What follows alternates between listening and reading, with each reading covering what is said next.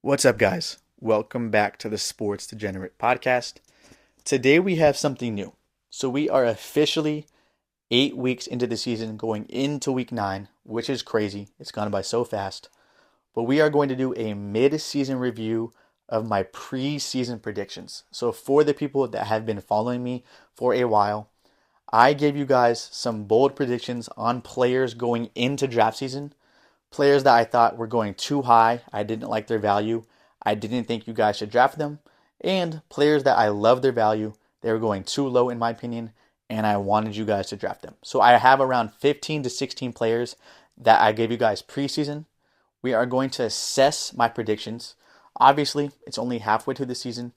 Things can change. Players can get hurt. But let's see how things are going, what the players' trajectory looks like right now. Let's hop into it. I gave you guys 16 players preseason. We are going to go over all 16, but I will make it quick. If you are just listening on the podcast, go check out my YouTube. I have a little diagram with all these players with a little bullet point for all of them. Go check it out. But let's start with the two players that are voided by injury. Probably would have been my best call of the season if he didn't get hurt. Rashee Rice. My preseason prediction was that he was going to be a top 15 wide receiver. The reason I loved him is because I thought he was going too late, because I thought it was a pretty easy path for him to lead the Chiefs in targets and be Mahomes' number one target. And in the healthy games that he played, it looked like I was going to be right. He only played 3 games, but in those games, he averaged 23.3 points per game. He was on pace to being an easy top 5 wide receiver. We had a league winner on our hands. We would have won so many championships if he stayed healthy, but I can't take credit if he got hurt because he's not helping us now. So he is a void. The only other void is a recent injury. Stefon Diggs just got injured last week. My preseason prediction was that he was going to be a top 12 wide receiver. The reason I loved him is because his film going into this year was still elite. He did not look washed at all. And he was going to another great quarterback and another great situation. I thought the situation was perfect for him. I thought he was going way too late. He was way too talented to be drafted in like the 6th round. And before he got hurt, he was a top 8 wide receiver. So I was on track to having another great call. But once again, I can't take credit for an injured player. So those are the only 2 injury voided players we have so far. Let's move on to the positive ones I gave you. And we have quite a few of positive. I don't want to brag because we have some negatives. So I will talk about the negatives at the end. And I made a super bad call. A super bad call. Probably one of the worst calls. I missed on a player super bad. So I don't want to make it seem like I'm bragging about my positive calls because I made some negative. But let's start with the positive. So we have 8 correct calls. So we went 8 for 16 on correct calls so far. And if it wasn't for injuries with Diggs and Rice, we would have had 10 for 16. So I am kind of bragging a little bit, but I get a lot of hate comments. So when I'm right, I am going to tell you guys when I'm right. I'm sorry. If it's a little cocky, I'm sorry. I'm sorry. But let's move on to the positive calls. So let's start with Joe Mixon. My preseason prediction was that he was going to be a top 12 running back. So the reason I liked him was for similar reasons as Stefon Diggs. His film still looked great. He did not look washed. A lot of people thought he was washed because the Bengals got rid of him so easy. And I kept telling people, the Bengals got rid of him because they didn't want to pay him, not because of his talent. And he was going to another great situation with another great quarterback.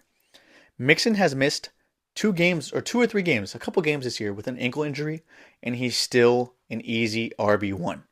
I hope you guys drafted him because he is going to win some leagues. Let's move on to the next one, Marvin Harrison. My preseason prediction was that he was not going to be a top 20 wide receiver. And he can still prove me wrong. It's only halfway through the season. The reason I didn't like him, I didn't think he was going to be a bust. Like, I never said that, and I still don't think he's going to be a bust. He can still be a great player. But he hadn't even taken an NFL snap yet, and people were putting him above proven talent. He was getting drafted above guys like DK Metcalf, DJ Moore, players like that we've seen do it before. We hadn't even seen Marvin Harrison take a snap yet. I don't think rookie players should ever get drafted in the first couple of rounds. It should never happen. That's why I didn't like him. I didn't think he would be this bad because he's been pretty bad. Like Brian Thomas has looked better. Malik Neighbors has looked better. He hasn't even looked like the best rookie receiver. But like I said, he can still prove me wrong. Next positive call is Zamir White. My prediction was that he was not going to be a top 30 running back. This one's funny because I actually got the most hate comments about Zamir White. I did not expect that. Like if people hated on me for Marvin Harrison, I understand that because he is a generational talent coming out of college. But Zamir White, and I want to say I don't mind hate comments. You guys can comment wherever you want. It doesn't hurt my feelings. I think it's kind of funny. But it's just surprising to me that I got so many hate comments. People were really trying to argue with me about Zamir White being a good player. He's not a good player. The reason why people liked him is because they thought he was going to get a ton of volume on the Raiders. He's going to be the Raiders' lead back. And I keep telling you guys, every single year, volume isn't guaranteed to players who suck. We've seen it so many times. Bad players get replaced and not get volume because they suck. I will pick talent over volume 7 days a week because cream always rises to the top. So that one I'm taking a huge victory lap on because people were really trying to argue with me. Let's move on to T. Higgins. My preseason prediction was that he was going to be a top 15 wide receiver. So I know some people will say he's been hurt a lot of the year. The reason I'm taking a victory lap on this one still, one, because he's been a top 11 wide receiver while healthy. And even though he's missed games, you drafted him in like the 7th round. So you didn't even draft him to be a starter anyways. So the fact that he's still a top 11 wide receiver in the game he's played while being drafted after the mid rounds going into the late rounds, that's a great player, great value. The reason I liked him is because I don't think he's in a super elite talent. He's not in the same level as like the Jamar Chases of the world, but he is a good player, a very good wide receiver. Probably will never be a number 1 receiver on a team, but he is a very good number 2 receiver on any team in the league. And we've seen him be a top 15 wide receiver in fantasy before. So I thought he was going too late in drafts. And so far, he's proved me right. Next, let's move on to Christian McCaffrey. So this one is sad to say. I love Christian McCaffrey. I love him. I'm kind of a Panthers fan. I'm a Chargers fan, but I also like the Panthers as well because Cam Newton is my favorite player. So this one was sad. But I told you guys that he would be a bust. I told you guys not to draft him with the number 1 overall pick. This is why. There were so many signs that he was going to get injured. If you want to see the whole video, go check out my page. I gave you guys all the research, but there was tons of research pointing to him getting hurt. And another one, there hasn't been a repeat running back 1 in fantasy in over 20 years. Those are the reasons why I told you guys not to draft him. I didn't think he would miss every single game of the season. Like I didn't expect it to be this bad. But I hope you guys listened to me and didn't draft CMC with the number 1 pick. Let's move on to Travis Kelce. A similar call by me. I told you guys that he would be a bust. I told you guys not to draft him in the 3rd round where he was going. Or actually, he was going in the 2nd round. I'm looking right now. He was going in the 2nd round. I told you guys he would not be the tight end 1. I told you guys I wouldn't even be surprised if he wasn't a top 5 tight end. And right now, he is tight end 7 currently. You can find tight end 7 on like the waiver wire. Like I bet Cole Kmet has scored similar points to Travis Kelce. This is why I didn't like him. It goes hand in hand with Rashee Rice. I thought Rashee Rice would take a step up and Travis Kelce would take a step down. And that's exactly what's happened. And I don't think Kelce is washed. Wait until the Chiefs make the playoffs. He is going to turn it on in the playoffs. I told you guys that before the season. I didn't like Kelce in the normal season, but once the playoffs comes, he is going to turn it on. That's my prediction. So we'll see if that comes true. And then what do we have? We have 2 more positives left. Let's move on to the tight end call that I liked. I told all of you guys to draft George Kittle. I thought he was the best tight end value. I didn't think he would be as good as he is right now. Like he is the tight end 1 in fantasy. But I was like, you guys should be drafting George Kittle every single time. He was going in the sixth round as tight end 6. The value on him was insane. If you drafted George Kittle in the 6th round and you're getting the performance he has done now, you are definitely winning your league 100%. He is the easy tight end 1. He's the best tight end in the NFL. He blocks, he catches. It was too good of a value. I hope you guys drafted him.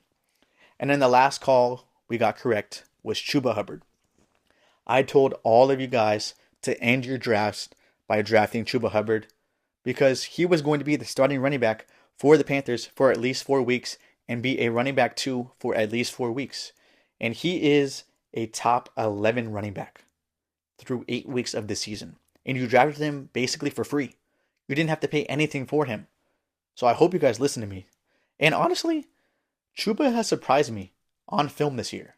He has looked like a starting NFL running back. Like, he's not elite, but he can definitely be a starting NFL running back on a lot of teams. Like, imagine if Chuba Hubbard was on the Cowboys right now.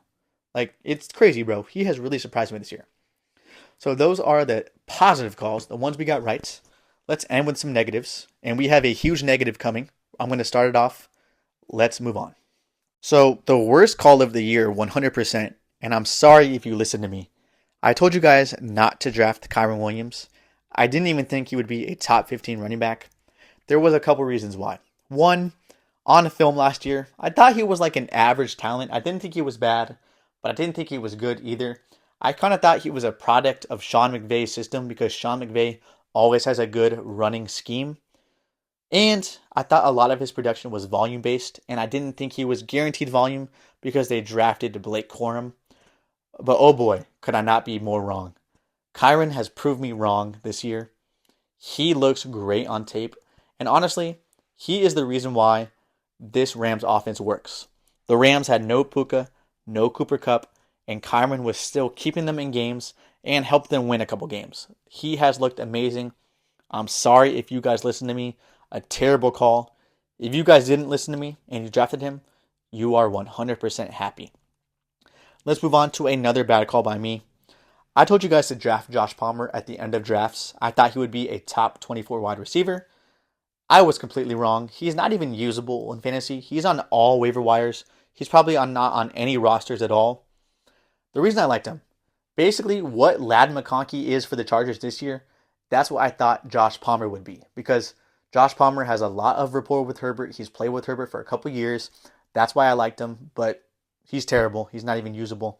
The only bright side for him was that he was drafted in the late rounds. He was basically free. So it didn't really hurt you at all, but it's still a miss. Javonte Williams, another bad one by me. My preseason prediction was that he was going to be a top 20 running back. And right now he's around RB30. So he's like an RB3, low-end RB2 in some leagues. I had hopes for him. I liked Javonte Williams before he got injured. And I thought, this is his second year off injury. I thought he would have a little bit more juice than he does. And Sean Payton's running backs are always productive in fantasy. So I like the situation. I like the player. But honestly, on film, Javonte has no juice. He does not look like the same player that he was before he got injured. So I was just completely wrong on him. The only thing is that he was going in the 7th round. So you're getting basically fair value. You're getting what he's giving you is where you drafted him. So you're not losing value. But we don't like that. We want to gain value in fantasy. So it's definitely a miss.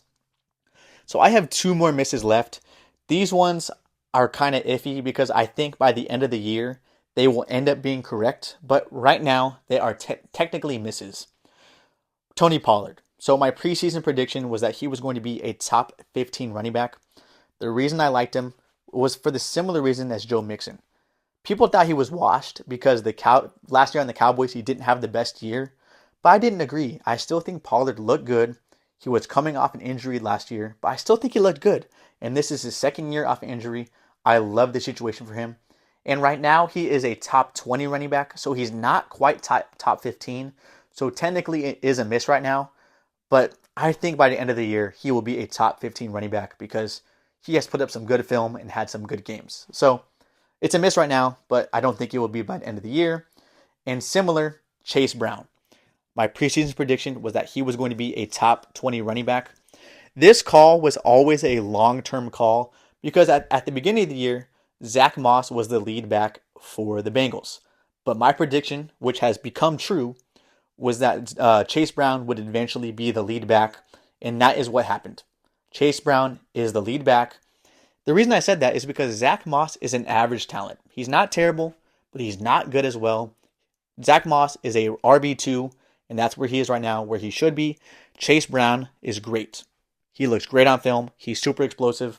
So right now, he's running back 28, but by the end of the year, he will be a top 20 running back, no question, because he is the lead back on the Bengals. So Tony Pollard and Chase Brown are misses right now, but I bet by the end of the year, and unless they get hurt, that they will be correct calls. So that is the mid-season review of my preseason predictions. Let me know what you think in the comments. If you have any questions, if you want to give me some hate comments, feel free. Comment anything, guys. Whatever you want to do. I really mean it.